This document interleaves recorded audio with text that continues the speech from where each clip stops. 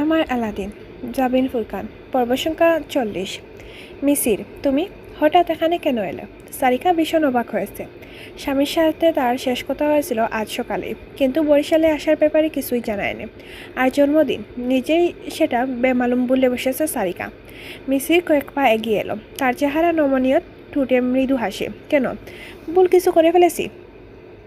একটি ডুব গিল সারিকা, মাথা তুলালো, টেবিল থেকে ফুলের বুকেটা তুলে নিয়ে আরেক দফা গ্রান নিয়ে জোরপূর্বক একটু হাসলো। না, আমার খুব পছন্দ হয়েছে, কিন্তু তুমি অনেক ব্যস্ত আমি জানি, এত কিছু না করলেও চলতো।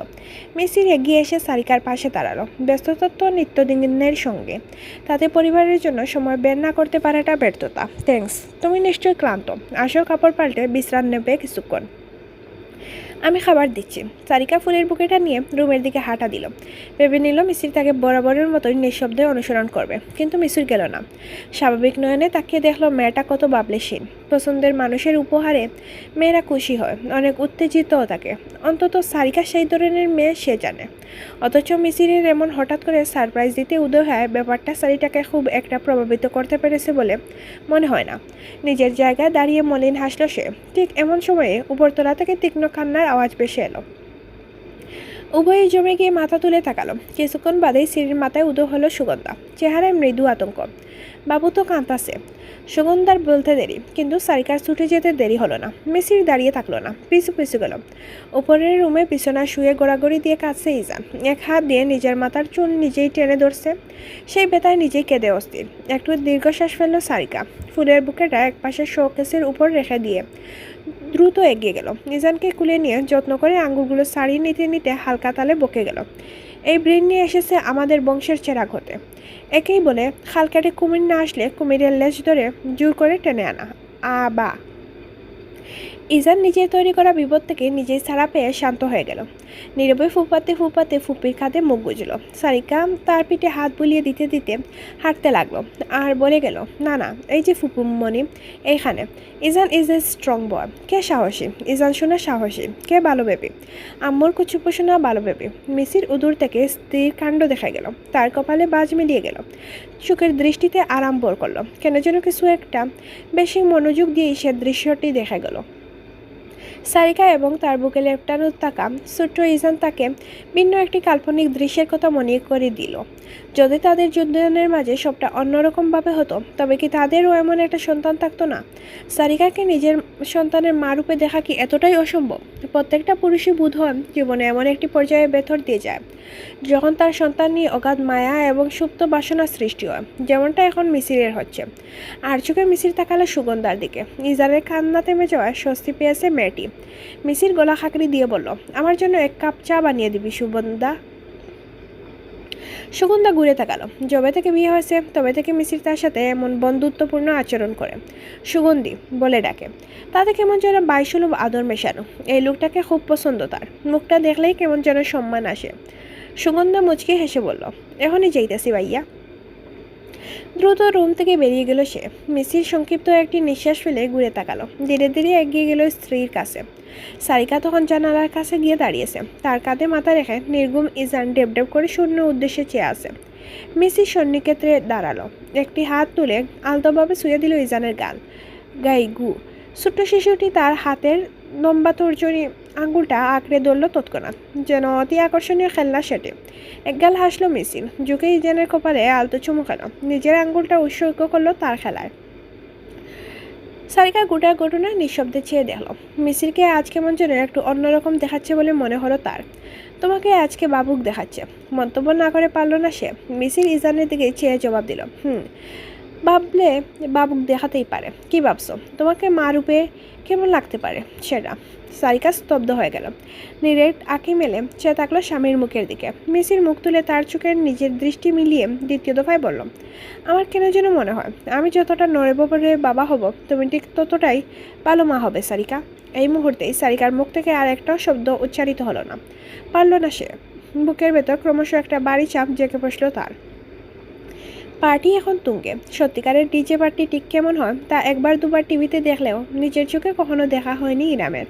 আজ দেখে নিল। হলের ভেতর যেন একটি কনসার্ট চলছে। প্রচলিত জনপ্রিয় গানগুলো এডিট করে এমনভাবে বিট এবং মিউজিক কম্পোজ করা হয়েছে যেখানে লেগে আপনি মানুষের নাচ উঠে যায়। এই কম্পোজিংয়ের কাজটা সূক্ষ্ম, সকলে পারে না, তাই সবাই ডিজে হয় না। যদিও এই দেশে ডিজে মানেই একটা ভ্রান্ত ধারণা, কারণ এই দিকটা এখনও নতুন। সাইবানের কল্যাণে এই প্রফেশন নিয়ে অবসরে অনলাইনে বেশ ঘাটাঘাটি করা হয়েছে ইরামের। এদেশের ডিজে মানে মানুষ সহজ কিছু পাবে, অ্যাপ দিয়ে তালের বিট বসিয়ে বিয়ে বাড়ি মিউজিকের বক্সে ছেড়ে দিলেই হয়, অথচ জিনিসটা মোটেও তেমন না। ডিজে আর 5 জন শিল্পীদের মতো একজন আর্টিস্ট ইচ্ছামতো বিট বসাইলে হয় না, বরং তার ভেতরে নিজস্ব সৃজনশীলতা থাকতে হয়। সব মিউজিক মানুষের মন দুলা দেয় না, সে যতই বিট হোক না কেন। এর নির্দিষ্ট সমীকরণ ডিজেতেই বুঝে, জানে, চর্চা করে। সামনে বিশাল কন্ট্রোল প্যানেলে হাজার হাজার বোতাম, সারাটা সময় জুড়ে এমনি এমনি স্টাইলের জন্য নড়াচড়া করে না সে। গণিতের মতো এখানেও সূত্র আছে, কোন বোতামে কতটুকু সরালে মিউজিক কতটুকু চড়া হবে, কতটুকু কমে আসবে। এই হিসাবটা সে আয়ত্ত করতে পারে, সেই সফলতার ঊর্ধ্বে কিছু থেকে থাকলে এক্ষেত্রে সাইবান সেটাই। লাল নীল বাতির জলমলে চোখের মাঝে দা দিয়ে যাচ্ছে ইরামের, তবুও সে দেখছে চারপাশে উন্মাদনা। সাইবান অন্য কোনো মিউজিক বাজাচ্ছে না, বরং নিজেই কম্পোজ করা একটা ট্র্যাক চালিয়েছে। তাতেই সবাই বাদনহারা পাখির মতো নেচে চলেছে, তালে তালে ইংরেজি আর উদ্ভট ফ্রেঞ্চের মতো মিশ্রিত কোনো একটা ভাষা কি যেন লাইন বলে যাচ্ছে। ইরামের যে ভালো লাগছে না তা না, কিন্তু খুব একটা খারাপও লাগছে না। তবে এই ধরনের অতিরিক্ত লম্ফজম্প তার ঠিক পছন্দ নয়। স্টেজের উপরেই সাইবান,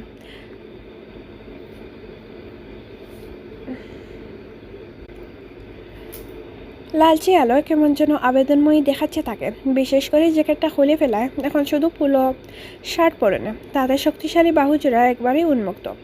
টানা ঘন্টা দুয়েক লাফালাফি করায় এবং অন্যদের আনন্দ দিতে ঘুরে ঘুরে নেচে চলার কারণে তার শরীরে ঘাম জমেছে। শার্টের বুকের দিকটা একবারে লেপটে গিয়েছে, কপালে চুলগুলো আধভেজা হয়ে লুটিয়ে আছে। লালচে আলোয় দৃশ্যটা ইরামের নিজের কাছে কেমন মোহনীয় লাগছে। অন্যদের কথা তো বাদ, স্টেজের উপর এবং চারপাশে মেয়েরা ঘুরে ঘুরে নাচছে। বিশেষ করে অনেকে সাইবানের একবারে গা ঘেঁষে চলে গিয়েছে। ডিজে হিসাবে কারো আনন্দ বাধা দেওয়ার সুযোগটা নেই এখানে। ইরাম যে সমস্ত ভিডিও রিসার্চ করার সময় দেখাচ্ছে তাতে এর চেয়েও বাজে অবস্থা দেখাচ্ছে। অ্যালকোহল, ছেলেমেয়েদের বেহায়াপনা, কিন্তু এই পার্টিতে সেসব নেই। এখানে শুধু উন্মাদ নৃত্য করার জায়গায় আছে, প্রয়োজনে ড্রিঙ্কস চাইলে কুল ড্রিঙ্কসই পাওয়া যাবে।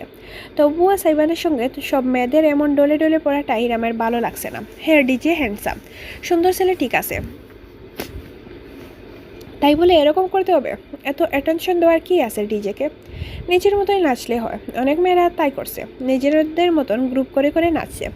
বাকিরা অমন কেন হতে পারছে না? এই কারণে এরম কিছুই উপভোগ করতে পারছে না। উপরন্ত লাউড মিউজিকের কারণে তার মাথাটা বনবন করছে। তার এবং সাইবানের নাচের পর আশেপাশের সকলেই মুগ্ধ হয়ে তাকিয়েছিল, মুখ বন্ধ হয়ে গিয়েছিল। কেউ আর একটা কথাও বলেনি। অনেকে বরং এসে ইরামের প্রশংসা করে গিয়েছে, কোথায় নাচ শিখেছে, কি জানে ইত্যাদি। গুঞ্জনের শুরুটা ঠিক তার এবং সাইবানের অসম সম্পর্কের কারণে নয়, বরং হয়েছিল অন্য কারো কূটকীর্তির প্রভাবে। সেটা ইরাম জানে। সেই কূটকীর্তিকারী এখন এমন উন্মাদ প্রাঙ্গণের ভেতরেও এক কোনায় তম মেরে বসে আছে। অদূরে তিতলি বিরক্তিপূর্ণ মুখটা দেখে না চাইতেও খানিক চাপা আনন্দ পেল ইরাম। সেই যে নিজের বান্ধবী রিসাকে বলে এসব ঘটিয়েছে সেটা বুঝেই যায়। না হলে মানুষ সমালোচনা করলেও এমন মুখের উপর বলে খুব কম, সমালোচনা হয় আড়ালে। কি ভাবছো? প্রশ্নটা ইরামকে বাস্তবে ফিরিয়ে আনলো। পাশে দাঁড়ানো কায়সানকে দেখলো সে। বন্ধুর জুড়িতে একটু আগেই ছেলেটা নাচতে যেতে বাধ্য হয়েছিল, এইমাত্র এসে দাঁড়ালো ইরামের পাশে। হালকা গেমে গিয়েছে, কপাল চিকচিক করছে তার। টুটে জিভ বুলানোর কারণে আলো আদারিতে জ্বলে দেখাচ্ছে। শার্টটা গায়ে আটসাট হয়ে পড়ছে। ইরাম চোখ ফিরিয়ে নিজের হাতের এক পিস কাবাবের দিকে তাকালো। বিশেষ নাচের কাজ নেই তার, তাই খাবারে মনোযোগ দিবে ভেবেছিল। তেমন কিছু না বলে সে কাবাবটা মুখে পুরে দিল। চেবানোর সময় কাঠবিড়ালির মতন গাল ফুলে উঠল তার। দৃশ্যটা কাসান মূল্যায়ন হাসি নিয়ে দেখল। একটি আঙ্গুল তুলে না পারতে ছোট্ট একটা গুঁতো দিল ইরামের গালে। রমণী অবাক হয়ে তৎক্ষণাৎ দুপা সরে গেল, তবদা খেয়ে চেয়ে রইল। কায়সান এবার শব্দ করে হেসে ফেলল।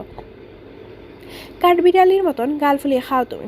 ইরাম খাবারটুকু গিলে ফেললাম। খাওয়ার কাজ খাই, এত ফুলাফুলি দেখে কাজ কি? কাসানের হাসিটা বিস্তৃত হলো, তবে সে দূরত্ব মেটালো না, সেখানেই দাঁড়িয়ে রইল। বুকে দুবাহু বেঁধে একবার মাথা কাত করে স্টেজের দিকে তাকালো।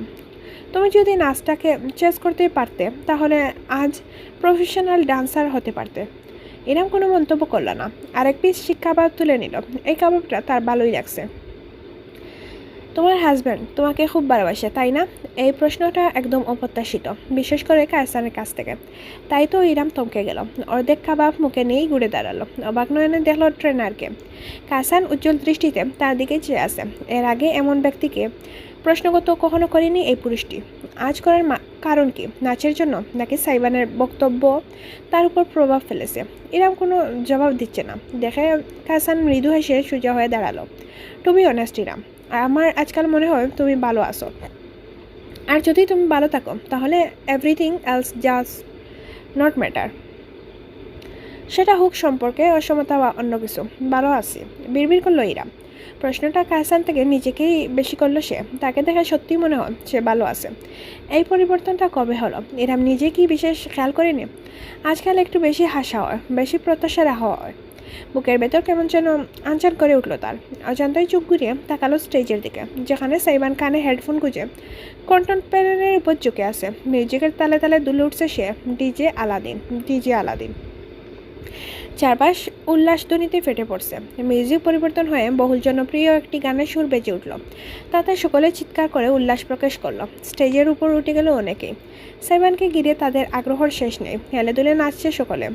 অনেকে আবার অনুরোধ করে সেলফিও তুলে নিচ্ছে। সব কিছু ইরামের ভেতর কেমন যেন জটলা পাকিয়ে গেল। কাউসানকে কোনো উত্তর করা হলো না তার। অর্ধেক কাবাব প্লেটে রেখে দিয়ে ইরাম উল্টো ঘুরে গেল। ভিড় পেরিয়ে সকলের মাঝ থেকে এক প্রকার দৌড়ে সে বেরিয়ে গেল হল থেকে। হলের পিছনে ছোটো একটা লেক আছে, একপাশে তীরে শান বাঁধানো পথ। সেই পথের উপর বেশ কয়েকটি স্ট্রিট লাইট, অত্যন্ত মনোরম দৃশ্য। এরম একটি স্ট্রিট লাইটের গায়ে হেলান দিয়ে লেকের দিকেই তাকিয়ে আছে। ঠিক কতক্ষণ যাবৎ এখানে দাঁড়িয়ে আছে সে হিসাব নেই, তবে ভালো লাগছে তার। লোকের উপর থেকে বেশি আসা শীতল বাতাস যেন প্রাণটা জুড়িয়ে দিচ্ছে। ভেতরে উচ্চ শব্দ এবং করতলে আড়ালে এক টুকরো শান্তির জায়গা। বাতাসের সাথে সাথে ইরামের শাড়ির আঁচল এবং খোলা চুল তুলছে। সারিকাকে ফোন করেছে সে। রমণী জানিয়েছে ইজান ঠিকঠাক আছে, নিজে নিজে খেলছে, তাই বিশেষ চিন্তা তার হচ্ছে না। তার মাথায় শুধু কায়সানের কথাগুলোই ঘুরছে। সে যেমন করে বলল, বাইরে সব মানুষের কাছেই কি তেমনটা মনে হয়? প্রশ্নটা কেন যেন ইরামকে এতখানি ভাবাচ্ছে সে নিজেই বলতে পারবে না। হুট করে পদশব্দ ভেসে এলো ইরামের কানে। পুরোপুরি না করে শুধু মাথা হেলিয়ে পিছনে তাকালো। অপ্রত্যাশিত দৃশ্যটি তাকে বিস্মিত করলো। লম্বা পা ফেলে হেঁটে আসছে সাইবান। গায়ের পুরো শার্টটা খুলে ফেলেছে, এখন শুধু কালো একটা ট্যাঙ্কটপ আর গাবার্ডিন পরে নে। মাথাকে শো ফেলে চলে এসেছে নাকি? তুমি এখানে? এরাম জিজ্ঞেস করতেই যাচ্ছিল, কিন্তু পুরোটা উচ্চারণ করার সময়ই পেল না। সাইবান শক্তিশালী হাত তার টুটনি চেপে ধরে মুখটা কাছে টেনে নিল। কোনো কথাবার্তা ছাড়াই সে টুট বসিয়ে দিল ইরামের গালে। হকচকিত হয়ে গেল রমণী। স্বামীর বাহু চেপে ধরল, কিন্তু ছাড়ানো গেল না নিজেকে। অপর হাতটি দিয়ে ইরামের দুই হাত একত্র করে চেপে ধরে সাইবান তার গালে একের পর এক চুমু খেতে লাগলো। শুধুমাত্র আলতো কিছু ছোঁয়া নয়, বরং ডাল গালেই একই জায়গায় বারবার গভীরভাবে চুম্বন করে গেল সে, যেন কিছু একটা গোসা মেজে ফেলতে চাইছে। এতটা জোর এবং অস্বাভাবিক আদরে যে ইরাম হাফসাফ করে উঠল। সাইবান খাত খামছে ধরল। কি করছ সারো? কিন্তু সাইবান ছাড়ে না। এবার তার গালে আলতো কামড় বসে অসম্ভব গভীর এক গলায় বলে, পরের বার আমি ছাড়া কেউ এই গাল শুয়ে দিলে বিষয়টা শুধু চুমুতেই শেষ হবে না।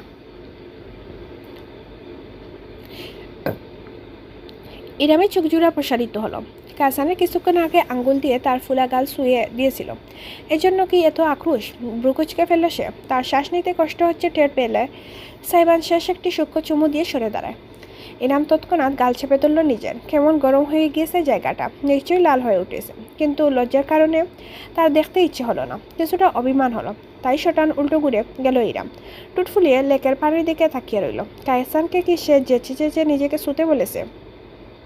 সাইবান যে হাজারটা মেয়ের সাথে নাচলো তার বেলা, সে তো আবার ডিজে, জনপ্রিয় মানুষ, মেয়েরা পাত্তা দেবে অত্যন্ত স্বাভাবিক। ইরামই ব্যাকডেটেড, ছোটোখাটো বিষয় নিয়ে বুম হয়ে বসে থাকে যত সব। একটা কথাও ইরাম মুখে উচ্চারণ করেনি, অথচ সাইবান তার চেহারা দেখায় গড়গড় করে সব পড়ে ফেললো যেন। একটি নিঃশ্বাস ফেললো সে। হাতের উল্টো পিঠে টুট মুছে নিয়ে স্ত্রীর কাছে গিয়ে দাঁড়ালো। কিছুক্ষণ আগের উগ্রভাবটা এখন আর নেই তার মাঝে। জেলাস। সাইবান নরম গলা শুনতেই ইরামের ক্ষুদের মাত্রাটা বেড়ে গেল। জাজ নিয়ে বলল, হিংসা? আমি? কেন মনে হলো তোমার? আমার আবার সেই অধিকার আছে নাকি? তোমারই তো সব অধিকার। পরপুরুষ শুয়ে দিলে মাথায় আগুন চলে যায়, নিজে ঠিক দেই করে নেচে বেড়ানো হয় না, তখন সেটা হয়ে যায় শুধু প্রফেশন, যত সব। ইরামের যাত্রাটা বেশ উপভোগ করলো সাইবান। আগে তো কিছুই প্রকাশ করতো না, এখন অভিমান করেও করে। অর্ধাঙ্গিনীর কাছে সরে দাঁড়ালো সে, কাঁধে কাজ শুয়ে যেতে ইরাম সরে দাঁড়াতে চাইল, কিন্তু গুত্তা খেলো স্ট্রিট লাইটের হাম্বা, সরার মতন জায়গা নেই। Do you hate my profession? কথাটা ইরামকে অবাক করলো। সরু দৃষ্টিতে তাকালো সে সাইবানের দিকেই। ছেলেটাকে এখন একদম শান্ত দেখাচ্ছে, গভীর চোখে তাকিয়ে আছে সে অর্ধাঙ্গিনীর দিকে। Tell me my precious, do you hate it? Iram একটি ডুব গেল। বিষয়টি আর রাগ অভিমানে সীমাবদ্ধ নেই, কোন ছুটিও নয়, বরং সৎ অনুভূতি। হেট অনেক শক্তিশালী একটা শব্দ, আমি ঘৃণা করি না, শুধু মেনে নিতে বেগ পুহাতে হচ্ছে একটু, এটাই। সাইবান এবার সরাসরি ইরামের সামনে এসে দাঁড়ালো, স্ত্রীর মুখটা নিজের বিশাল দু হাতের আজলা তুলে চুকে চুকে রাখলো। এটাই আমি, এটাই আমার জীবন, আমার চরিত্র। ইরাম ক্ষণিক্ষণের জন্য চোখ সরিয়ে নিতেই তার কানে দ্বিতীয় দফায় বেশি এলো।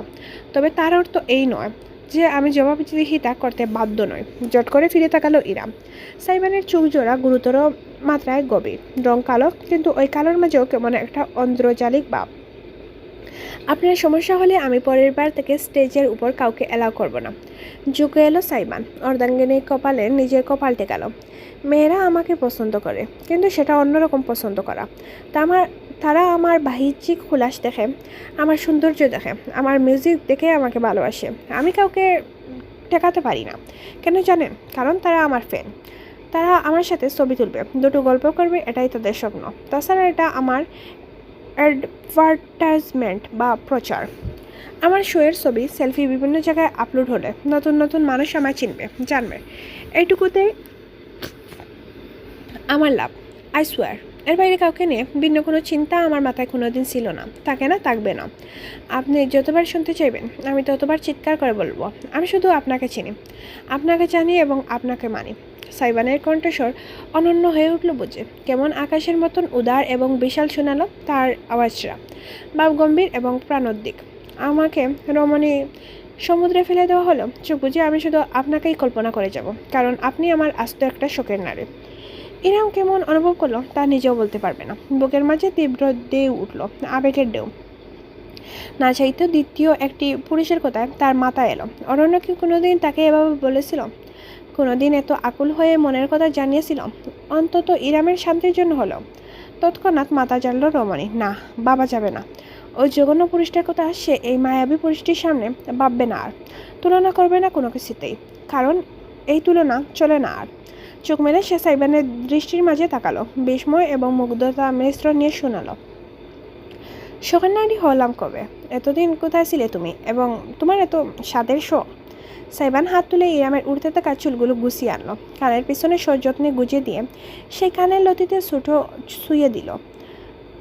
আমি আপনার বইয়ের ভূমিকায় ছিলাম, শুধু আপনি কখনো পৃষ্ঠা উল্টে দেখেননি।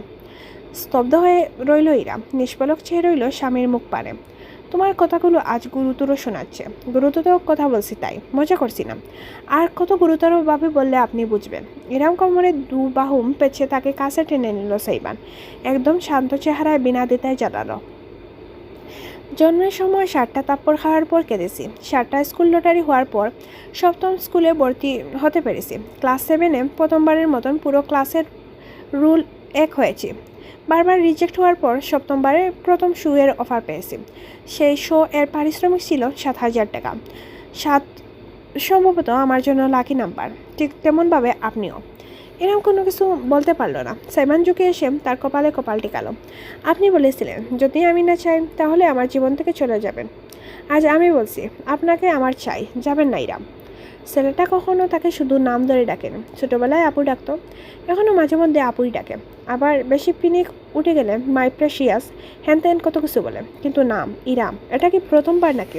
সেটাও ইরামের মনে নেই। তবে এই কোণটে নিজের নামটা বুকের মাঝে বুঝে ঘূর্ণিপাক খেলিয়ে দিল। সাইবান গভীর গলায় বলল, আমি আর কোনো ডিল চাই না, আমার শুধু আপনাকে আর পুটলাকে চাই, একান্ত নিজের করে। ইরামের গলায় বুঝে শব্দটা সব আটকে গেল। মনে হলো এই তো যেন সেদিনও বাড়ির হলরুমে দাঁড়িয়ে সে এই ছেলেকে বলছিল ক্যারিয়ার দাঁড়িয়ে গেলে সে সব কিছু ছেড়ে দেবে, মুক্তি দেবে সাইবানকে। কিন্তু আদৌ কি পারবে ইরা এই পর্যায়ে এসে? আর তোমার প্রফেশনাল হাজব্যান্ড প্ল্যানার কি হবে? না চাইতেও মুখ ফসকে বলে ফেললো ইরা। তাতে ব্রুকুচকে ফেললো সাইবান। তির্যক হাসলো। পরক্ষণে স্ত্রীকে অত্যন্ত কাছে টেনে নিল, মিশিয়ে ফেললো নিজের শরীরের সঙ্গে। স্ট্রিট লাইটের মৃদু হলদেটে আলো যেন গলিত স্বর্ণের মতনই তাদের রাঙিয়ে তুলল। হব আপনার প্রফেশনাল হাজব্যান্ড। বিনিময় না হয় প্রতিদিন 3 বেলা 3টি করে চুমুর বেতন দেবেন।